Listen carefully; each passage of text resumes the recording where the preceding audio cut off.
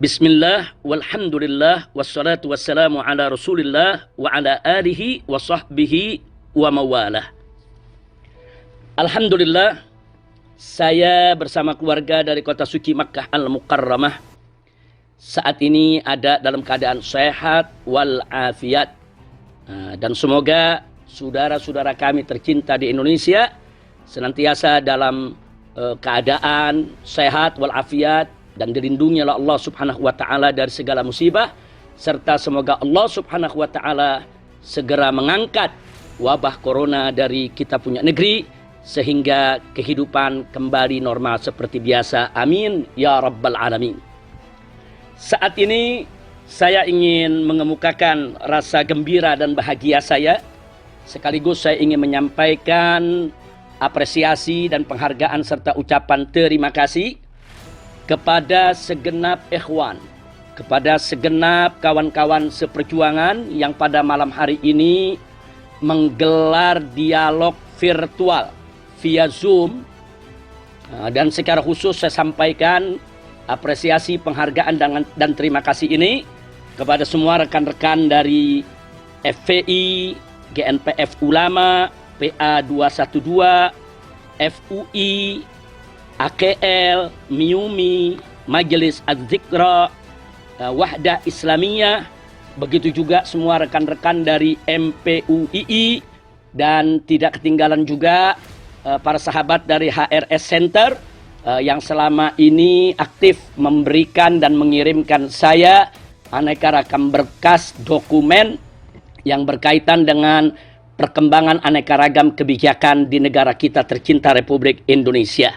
Dan secara khusus saya ingin sampaikan terima kasih kepada saudara saya, kecintaan saya, Habibi Galbi, yaitu host kita pada malam hari ini, yaitu Al-Ustadz Ad-Doktor Haikal Hasan Baras, hafizahullahu ta'ala wara'ah.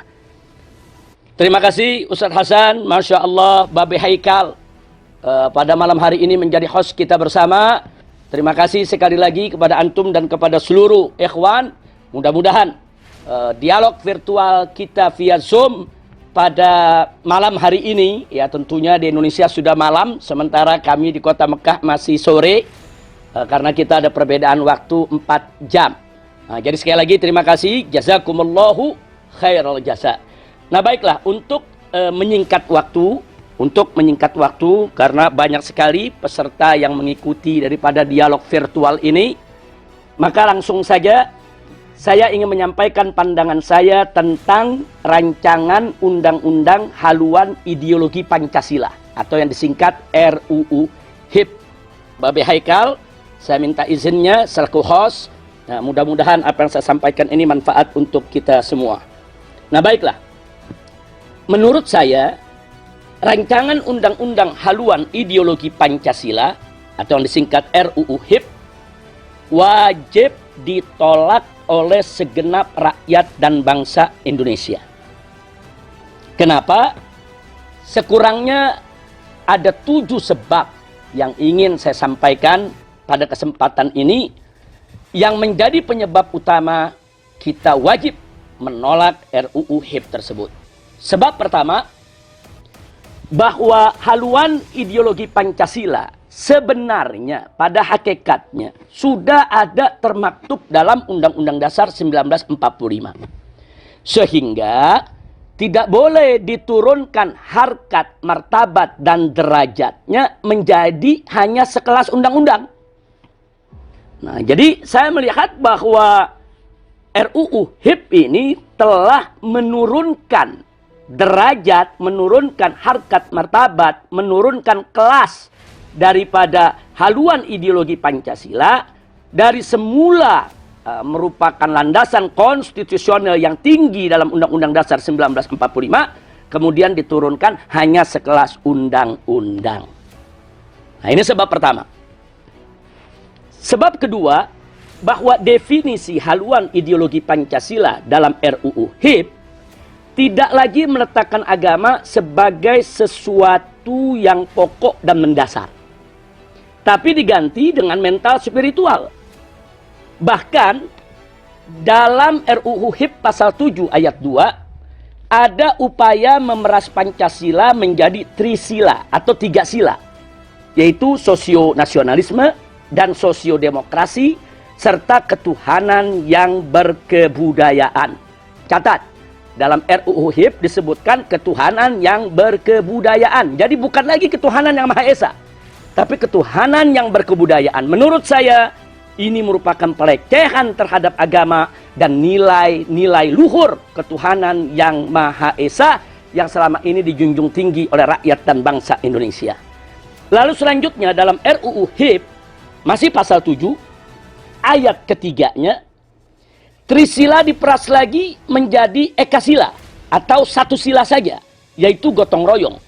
Sehingga ketuhanan yang Maha Esa dibuang sama sekali dan tidak lagi menjadi acuan dalam kehidupan berbangsa dan bernegara. Walaupun di pasal-pasal lain seperti pasal 12 dan pasal 23 masih ada penyebutan agama, masih ada penyebutan Tuhan yang Maha Esa, tapi tidak lagi dalam posisi yang fundamental. Hanya merupakan posisi yang formalitas.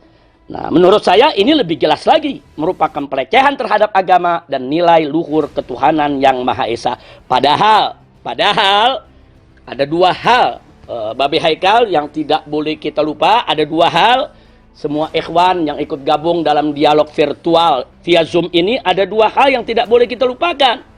Pertama, bahwa pembukaan Undang-Undang Dasar 1945 pada paragraf ketiga menyatakan kemerdekaan Indonesia dengan menyebut atas berkat rahmat Allah yang Maha Kuasa. Nah, berarti apa? Ini menunjukkan bahwa ruh agama sangat-sangat kental dalam pernyataan kemerdekaan Indonesia yang termaktub dalam landasan konstitusional Republik Indonesia.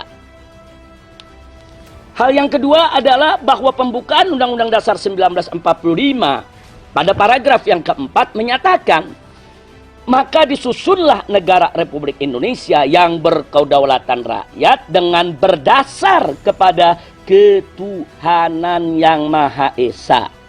Nah, setelah itu baru disebutkan sila-sila lain dalam Pancasila sebagai dasar negara Republik Indonesia. Ingat, Pancasila adalah dasar negara Republik Indonesia, bukan pilar. Nah, jadi kalau disebut dasar itu betul-betul fundamental, betul-betul merupakan fondasi, pokok, dasar, bukan hanya sekedar pilar. Nah, dua hal ini menunjukkan bahwa sila ketuhanan yang Maha Esa sebagai sila pertama atau sila kepala dari sila-sila yang lain disebut lebih dulu sebagai landasan ideal Republik Indonesia. Dan ini sekaligus menunjukkan bahwa ruh agama yang sangat melekat dengan jati diri bangsa Indonesia. Nah, dengan demikian jelas bahwa RUU HIP, dengan demikian jelas bahwa RUU HIP tidak lagi yaitu menjadikan agama maupun ketuhanan yang Maha Esa dalam posisi yang fundamental. Dan ini merupakan pelecehan dan ini merupakan salah satu sebab di mana kita harus menolak RUU HIP. Nah, selanjutnya Babe Haikal yang tidak boleh kita lupakan yaitu sebab yang ketiga. Sebab yang ketiga bahwa dalam RUU HIP pasal 5 ayat 1 menyatakan bahwa sendi pokok Pancasila adalah keadilan sosial. Nah, ini ditulis secara letterlek, saya bacakan, tertulis, termaktub dalam RUU HIP pasal 5 ayat 1 yang bunyinya sendi pokok Pancasila adalah keadilan sosial. Nah, saya ingin menyampaikan sekaligus ingin mengingatkan diri saya maupun segenap kawan-kawan dan seluruh bangsa Indonesia bahwa redaksi ini sendi pokok Pancasila adalah keadilan sosial. Ini mirip persis dengan manifesto PKI yang pernah digariskan oleh gembong PKI yaitu DN Aidit pada tahun 1963. Di mana DN Aidit menyatakan bahwa urat tunjang Pancasila, urat tunjang Pancasila maksudnya sendi pokok atau intisari Pancasila, menurut PKI adalah keadilan sosial bukan ketuhanan yang Maha Esa. Nah, jadi di sini ingin saya ingatkan bahwa RUU HIP secara terang-terangan telah mengadopsi redaksinya mirip persis dengan manifesto PKI yang pernah disebarluaskan oleh Gembong PKI dan NID pada tahun 1963. Nah, padahal dalam batang tubuh UUD 1945 pasal 29 ayat 1 dinyatakan bahwa negara berdasar ketuhanan yang Maha Esa. Nah, dan jadi jelas bahwa berdasarkan landasan konstitusional Republik Indonesia, baik melalui pembukaan maupun batang tubuhnya, bahwa dasar negara Indonesia adalah Pancasila sebagai landasan ideal dan intisarinya adalah ketuhanan yang Maha Esa. Sehingga hanya sila pertama saja yang berhak untuk dikatakan sebagai urat tunjang Pancasila atau dikatakan sebagai sendi pokok Pancasila, bukan yang lainnya.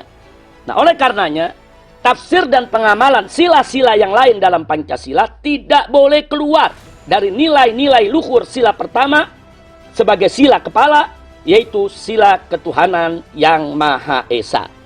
Nah, jadi saya ingin katakan di sini bahwa menjadikan sila keadilan sosial sebagai sendi pokok Pancasila adalah upaya untuk mengeliminir sila ketuhanan yang Maha Esa.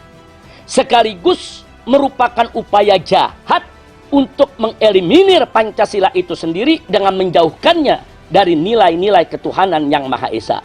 Nah, oleh karena itu tidak berlebihan kalau saya ingin katakan di sini bahwa RUU HIP telah kemasukan ideologi PKI. Jadi agenda PKI itu sudah masuk dalam RUU HIP. Ini bukan konon katanya, ini bukan isu atau rumor, tapi ini fakta yang bisa kita buktikan secara ilmiah. Nah, ini sebab ketiga. Nah, kemudian kita melanjutkan lagi. Sebab keempat. Nah, sekarang sebab yang keempat. Bahwa RUU HIP tidak memuat TAP MPRS nomor 25 tahun 1966 tentang pembubaran dan pelarangan PKI serta pelarangan penyebaran paham komunisme, Leninisme, dan Marxisme. Padahal TAP MPRS nomor 25 tahun 1966 merupakan konsideran, merupakan pertimbangan penting bagi RUU HIP untuk melindungi Pancasila dari rongrongan PKI dan segala pahamnya. Dan selama ini kita sudah tahu, sudah menjadi rahasia umum bahwa PDIP dan anak keturunan PKI paling getol menyuarakan tuntutan penghapusan TAP MPRS nomor 25 tahun 1966 tersebut. Jadi artinya di sini ada benang merahnya, ada korelasinya. Selama ini anak keturunan PKI bersama PDIP getol menuntut penghapusan TAP MPRS nomor 25 tahun 66 tentang larangan PKI, karena selama ini tidak pernah berhasil, akhirnya mereka melakukan strategi lain, yaitu dengan memasukkan manifesto PKI lewat rancangan undang-undang HIP yang kita sedang bicarakan ini. Nah, jadi sekali lagi kita nggak kaget, pantas. Kenapa TAP MPRS nomor 25 tahun 1966 tidak dijadikan konsideran, tidak dijadikan pertimbangan di dalam RUU HIP ini? Karena memang RUU HIP ini sudah kemasukan daripada agenda atau manifesto PKI yang sudah disiapkan sejak lama. Nah, kemudian sebab yang kelima. Nah, maaf Babe Haikal, memang agak panjang ini, dan kepada kawan-kawan yang lain kalau agak panjang saya minta maaf. Karena memang persoalan ini sangat urgen sekali, kita tidak bisa membahasnya secara sembarangan. Nah, langsung saja untuk lebih menyingkat waktu, sebab yang kelima. Nah, sebab yang kelima, kita ingin membuktikan bahwa adanya benang merah, adanya keterkaitan atau adanya hubungan antara RUU HIP dengan agenda PKI. Nah, itu bisa terlihat jelas di mana pada saat ini menjadi sebab kelima, bahwa ketua panja RUU HIP adalah anggota DPR RI dari PDIP yang bernama Ripka Ciptaning. Nah, Ripka Ciptaning ini patut diduga kuat bersama komplotannya di DPR RI yang memasukkan manifesto PKI ke dalam RUU HIP. Nah, indikasinya apa? Indikasinya pertama, bahwa Ripka adalah pengarang 2 buku kontroversial yang membela PKI. Nah, yang pertama buku berjudul Aku Bangga Jadi Anak PKI, dan yang kedua adalah buku yang berjudul Anak PKI Masuk Parlemen. Nah, di mana dalam kedua buku ini keberpihakannya, pembelaannya terhadap ideologi PKI sangat jelas sekali. Bahkan pemutarbalikannya terhadap sejarah PKI itu sendiri juga dilakukan dalam kedua buku tersebut. Nah, kemudian yang kedua, bahwa Ripka dalam sejumlah wawancara terekam, tersebar, viral di YouTube dan di medsos-medsos lainnya, bagaimana Ripka menyatakan secara terbuka bahwa PKI adalah korban Orde Baru dan TNI adalah pelaku kejahatan yang membantai PKI. Nah, jadi kita bisa lihat siapa Ripka Ciptaning ini. Jadi jelas bahwa Ripka dan kawan-kawan punya agenda PKI yang disusupkan dalam RUU HIP. Sekali lagi, nah, ini bukan hoax, tapi ini fakta. Ini bukan isu atau rumor, tapi ini bisa kita buktikan dengan indikasi-indikasi kuat yang tidak terbantahkan. Dan yang ketiga, bahwa Ripka dalam ragam wawancara persnya juga mengakui secara terbuka bahwa keluarga dan anak keturunan PKI yang dia memperkirakan ada 20 juta orang, kata dia semuanya menyalurkan aspirasi politiknya ke PDIP. Dan dia juga mengakui bahwa para politisi dari generasi muda anak keturunan PKI rame-rame masuk ke PDIP. Hingga bisa menjadi anggota dewan, bisa menjadi pejabat dari pusat sampai ke daerah. Jadi dengan demikian, saya bisa katakan memang Ripka dan kawan-kawan sedang jalankan agenda PKI. Ini sebab kelima. Jadi dengan adanya Neo PKI duduk, yaitu sebagai ketua panja RUU HIP, ya kita tidak kaget kalau RUU HIP itu kurang lebih yang menjadi manifesto Neo PKI di zaman sekarang ini. Karenanya wajib kita tolak. Nah, kemudian sebab yang keenam, bahwa banyaknya anggota DPR RI, khususnya dari PDIP, saya garis bawahi, khususnya dari PDIP, yang selama ini selalu membela PKI dan menjadikan PKI sebagai korban Orde Baru, serta sering terlibat dalam acara reuni keluarga PKI dengan istilah temu kangen di berbagai daerah, dengan dalih kunjungan kerja, yaitu kunker DPR RI, seperti yang dilakukan salah satu politisi PDIP, yaitu dia Pitaloka dan kawan-kawan di Banyuwangi dan daerah lainnya sejak beberapa tahun yang lalu. Nah, ternyata mereka-mereka ini juga semua terlibat dalam panja RUU HIP. Mereka ini semua juga terlibat di dalam penyusunan RUU HIP. Nah, jadi keterkaitan RUU HIP dengan agenda PKI, dengan manifesto PKI tidak terbantahkan lagi. Ini merupakan indikasi kuat bahwa memang Neo PKI sudah dan sedang bergerak untuk bangkit dengan segala macam cara, termasuk bagaimana mereka menghasilkan suatu undang-undang yang bisa menjadi pintu gerbang untuk mereka bangkit kembali. Nah, kemudian sebab yang ketujuh, nah ini yang terakhir, BBHK, sebab yang ketujuh.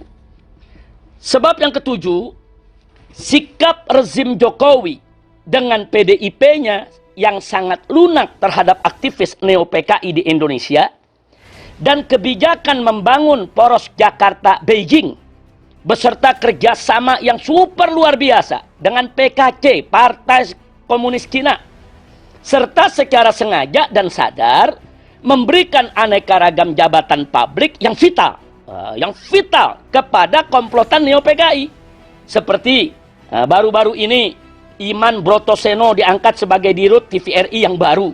Nah, orang ini pembela PKI, orang ini berideologi PKI.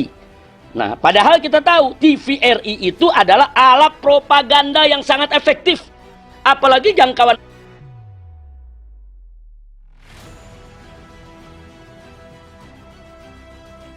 capai oleh satu televisi mainstream manapun yang ada di Indonesia.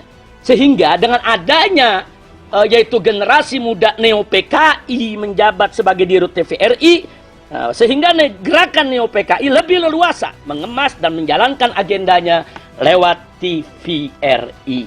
Nah, sikap rezim Jokowi yang seperti ini telah memberi andil besar dalam membuka keran kebangkitan PKI.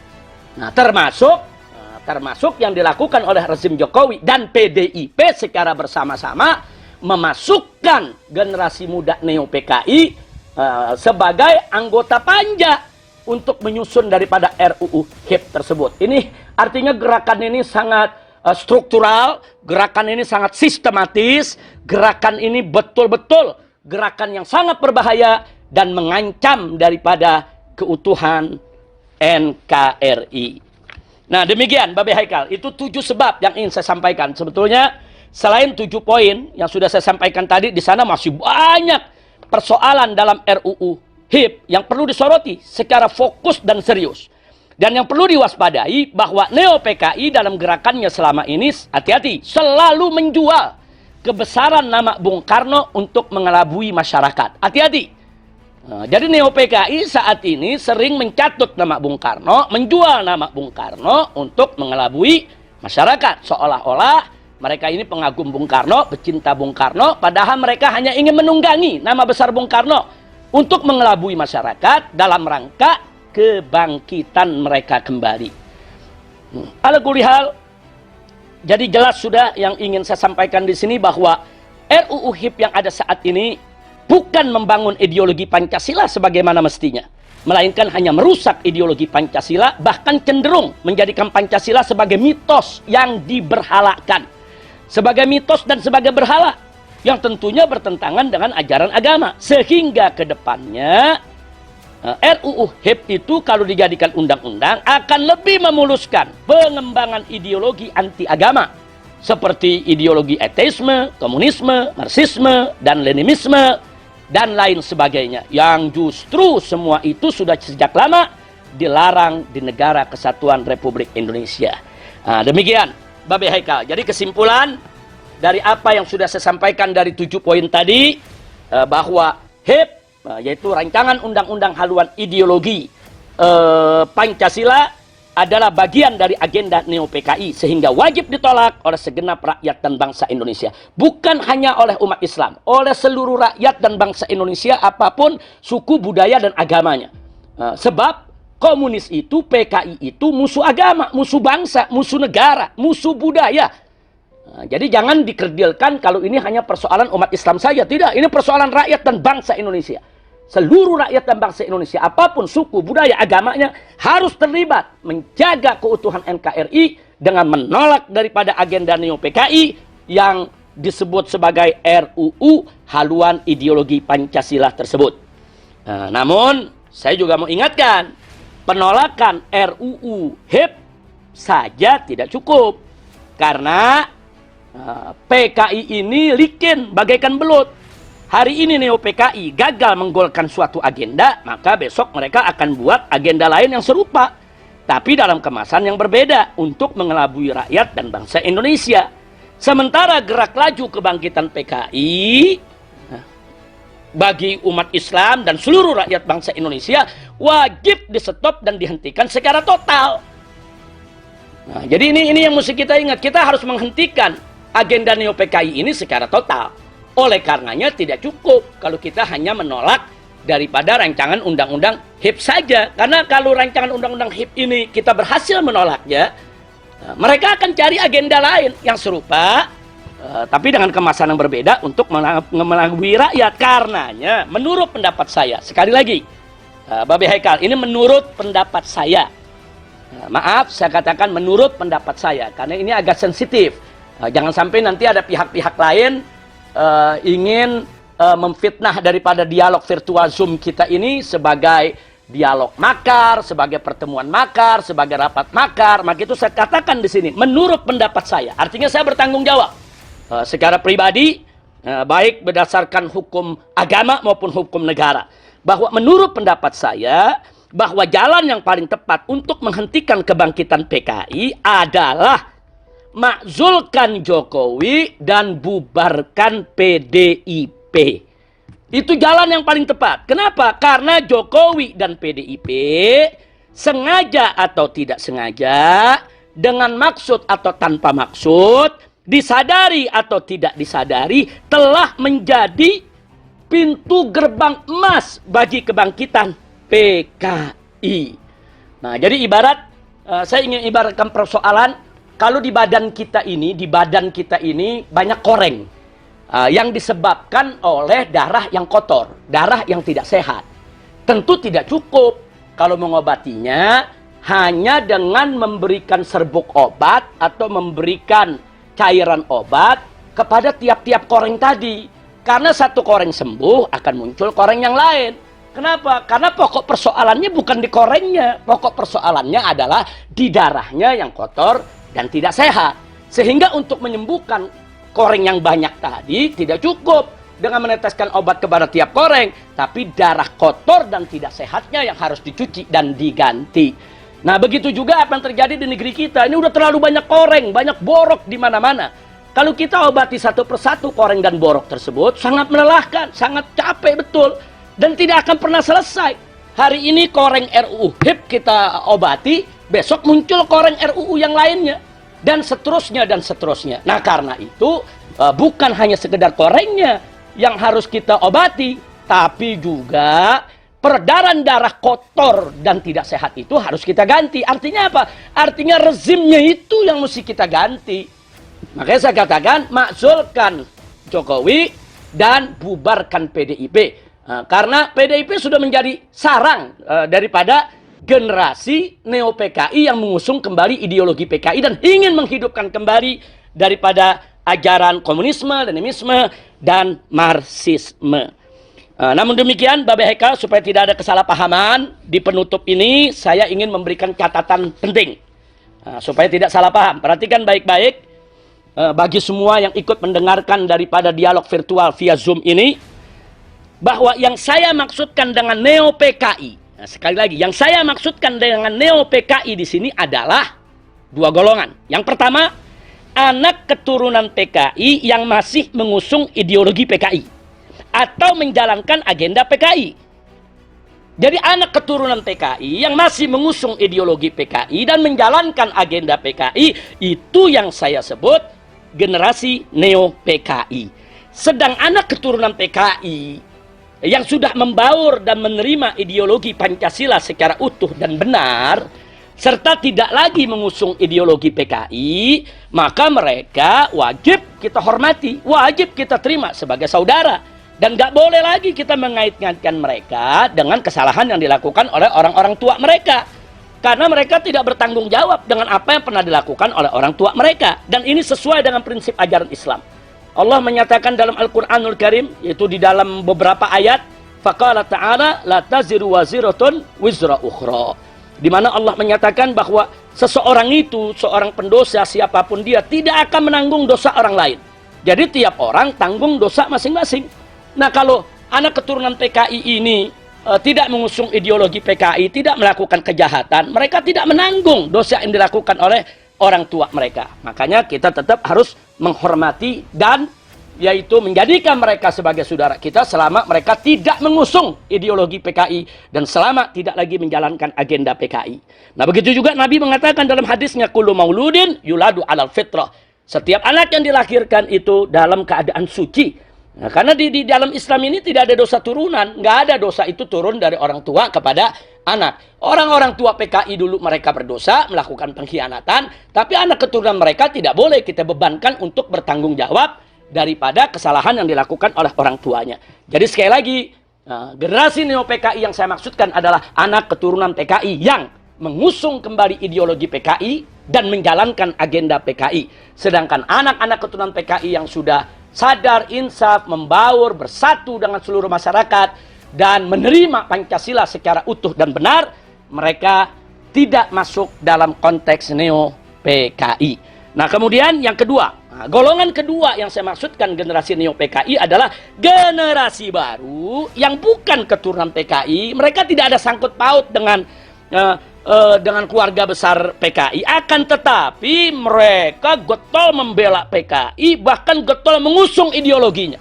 Dan secara terang-terangan mereka benturkan itu ajaran-ajaran yang mereka yakini dari ajaran-ajaran marxisme, leninisme, begitu juga komunisme untuk menghantam daripada ajaran agama. Nah, generasi baru semacam ini pun walaupun bukan anak keturunan PKI, tetap mereka kita sebut sebagai generasi neo-PKI. Nah, demikian Bapak Haikal, Masya Allah, Saya minta maaf sekali lagi begitu panjang yang perlu saya sampaikan, tapi apa boleh buat, tidak bisa tidak ini harus saya sampaikan, karena keselamatan negara Republik Indonesia begitu penting, harus menjadi yaitu tanggung jawab kita bersama. Nah, demikian yang bisa saya sampaikan dalam kesempatan ini, dan sekali lagi saya bertanggung jawab penuh secara hukum agama maupun negara atas semua pernyataan tersebut.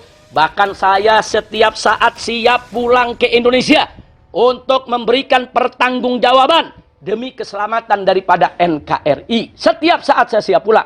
Yang jadi persoalan sampai hari ini, saya masih dicekal, tidak bisa untuk meninggalkan daripada negara Arab Saudi. Dan ini merupakan proyek pengasingan yang dilakukan oleh pemerintah Indonesia, oleh rezim Jokowi, untuk menjauhkan saya dari masyarakat Indonesia. Jadi kalau mereka ingin meminta pertanggungjawaban saya, kalau mereka betul ingin berhadapan langsung dengan saya, cabut cekal, saya akan hadir di Indonesia setiap saat, insya Allah. Nah, itu saja yang bisa saya sampaikan. Terima kasih Babe Haikal. Sekali lagi saya bertanggung jawab tentang apa yang saya sampaikan pada hari ini. Dan mudah-mudahan Babe Haikal, begitu juga kawan-kawan dari semua ormas yang ada, senantiasa dalam perlindungan Allah Subhanahu wa Ta'ala. Dan insya Allah dalam waktu dekat kita akan berkumpul kembali di Indonesia, dan kita akan berjuang kembali bersama seluruh rakyat Indonesia untuk menyelamatkan NKRI dari gerakan-gerakan PKI dan yang sejenisnya yang ingin menghancurkan NKRI. Kita harus selamatkan NKRI. Kita harus berjuang bersama untuk membela agama, bangsa, dan negara. Sekian yang bisa saya sampaikan. Terima kasih atas waktu yang diberikan. Terima kasih atas perhatian semua. Dan mohon maaf atas segala kesalahan kekurangannya. Dan rasanya untuk Babe Haikal, begitu juga kawan-kawan semua di dialog virtual via Zoom ini, belum terlambat kalau saya sekali lagi mengucapkan minal aidin wal faizin wa kulla amin wa antum bikhair. Itu saja dari Kota Suci Makkah Al-Mukarramah. Wassalamualaikum warahmatullahi wabarakatuh.